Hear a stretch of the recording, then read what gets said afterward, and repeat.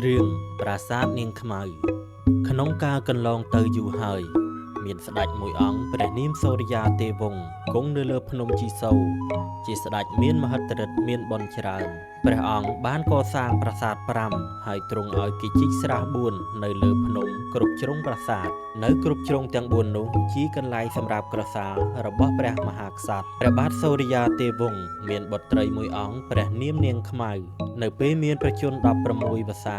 ព្រះនាងខ្មៅមានរូបឆោមល្អដាច់ស្រីក្នុងព្រះនគរថ្ងៃមួយព្រះនាងនឹកភ្នែកចង់ទៅក្រសាលទន្លេប្រទ្រុនក៏ទៅថ្វាយបង្គំសូមអនុញ្ញាតពីព្រះបិតាព្រះរាជាទ្រង់អនុញ្ញាតឲ្យតាមបុត្រីសុំហើយបានចាត់ឲ្យអ្នកបម្រើរៀបចំហាយហោមព្រះនាងទៅក្រសាលនៅវេលារសៀលគ្រានោះមានបរិសម្នាក់ឈ្មោះបណ្ឌិតស្រីទើបនឹងសឹកពីសាមណេរមានរូបស្អាតបាតជាងបរិសឯទៀតដែលនៅក្នុងភូមិខាងលិចភ្នំជីសូវជិតផ្លូវចុះទៅទន្លេប្រទ្រុនបណ្ឌិតនេះចេះមន្តវិជ្ជាការផ្សេងជាច្រើនគប់ជួនក្នុងពេលដែលព្រះនាងខ្មៅយាងចេញដំណើរទៅក្រសាលទន្លេប្រទ្រុនបណ្ឌិតស្រីមានក្តីអបសោកចេញទៅលេងជិតផ្លូវនោះបានឃើញព្រះនាងចុះពីលើភ្នំជាមួយស្រីជាបរិវារក៏កើតមានក្តីស្រឡាញ់ចាប់ចិត្តទៅលើព្រះនាងក្រៃពេកបណ្ឌិតស្រីពិចារណាមួយសន្ទុះក៏សម្រេចចិត្តថាត្រូវតែរកមធ្យោបាយលួងលោមព្រះនាងឲ្យបានទោះបីជាខ្លួនក្រ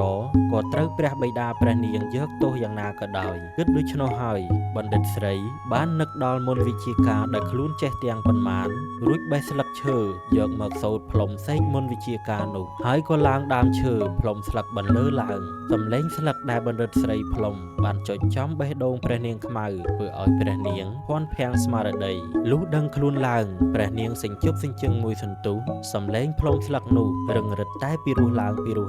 អត់ទ្រាំមិនបានព្រះនាងក៏យាងចូលទៅមើលអ្នកផ្លុំឲ្យបានច្បាស់ពេលបានឃើញបណ្ឌិតស្រីហើយព្រះនាងរឹតតែមានចិត្តស្រឡាញ់ខ្លាំងឡើងហើយបានសាកសួរគ្នាទៅវិញទៅមកតាមប្រពៃណីរបស់ប្រុសនិងស្រីដែលស្រឡាញ់គ្នាអ្នកទាំងពីរបានណាត់គ្នាថាថ្ងៃក្រោយនឹងជួបគ្នាទៀតហើយក៏លាគ្នារៀងខ្លួនទៅព្រះនាងខ្មៅតែងតែនឹកដល់បណ្ឌិតស្រីជានិច្ចថ្ងៃក្រោយមកព្រះនាងបានទៅសូមអនុញ្ញាតពីព្រះបិតាដើម្បីទៅក្រសាលម្ដងទៀតព្រះរាជាទ្រង់អនុញ្ញាតឲ្យព្រះនាងដោយចាត់ឲ្យអ្នកបម្រើឲ្យហាយហោមដំណើរដូចថ្ងៃមុនពេលទៅដល់កន្លែងដែលបានណាត់ជួបជាមួយបណ្ឌិតស្រីព្រះនាងប្រាប់បរិវារថា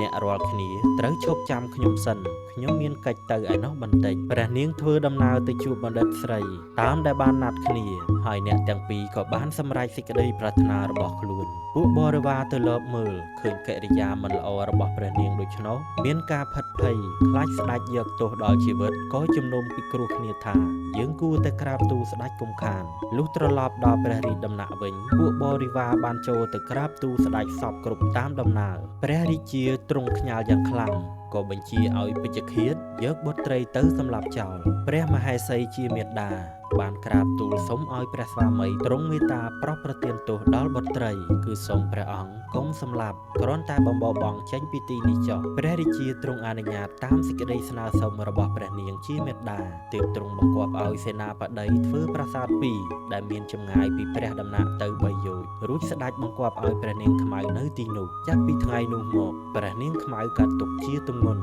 ព្រោះព្រះបិតាបំបបង់ឲ្យនៅម្នាក់ឯងហើយបែកពីសង្សារមិនបានជួបគ្នាសោះដោយមិនបានជ្រាបថាទៅនៅទីណាគ្រានោះមានភិក្ខុមួយរូបឈ្មោះកែវលោកនិមន្តចេញពីស្រុកទៅរៀនមន្តវិជ្ជាឯស្រុកក្រៅលោកមានចំណេះពូកែណាស់ហើយបានត្រឡប់មកស្រុកវិញគង់នៅទី1ក្នុងខេត្តតាកែវអ្នកស្រុកបាននាំគ្នាជីកស្រះមួយប្រគេនលោកតមកស្រះនោះគេហៅថាស្រះកែវរហូតដល់សព្វថ្ងៃលោកគ្រូកែវគង់នៅយូរបន្តិចក៏មានកិត្តិស័ព្ទល្បីទៅគ្រប់ស្រុកភូមិព្រះនាងខ្មៅបានឮដំណឹងនោះហើយមានបំណងចង់ទៅជួបនឹងលោកដើម្បីចង់ដឹងអំពីសេចក្តីសុខទុក្ខរបស់ព្រះនាងទើបឲ្យពួកអ្នកបម្រើរៀបចំព្រះទីនាំងដំរីសម្រាប់ធ្វើដំណើរទៅថ្វាយបង្គំលោកគ្រូកែវលុះធ្វើដំណើរទៅដល់ព្រះនាងក៏ចូលទៅថ្វាយបង្គំលោកគ្រូកែវតាមទំនៀមហើយព្រះនាងបានឃើញលក្ខណៈលោកអង្គនោះសពគ្រប់ក៏បែកចិត្តពីសង្សារចាស់មកជាប់នឹងលោកគ្រូកែវវិញតាំងពីពេលនោះមកទំនាក់ទំនងរវាងព្រះនាងខ្មៅនិងលោកគ្រូកែវចេះតែមានសភាពស្និទ្ធស្នាលជាលំដាប់រហូតដល់លោកគ្រូកែវសម្រេចចិត្តលាចាកសិក្ខាបទសឹកមកជាគរាវាស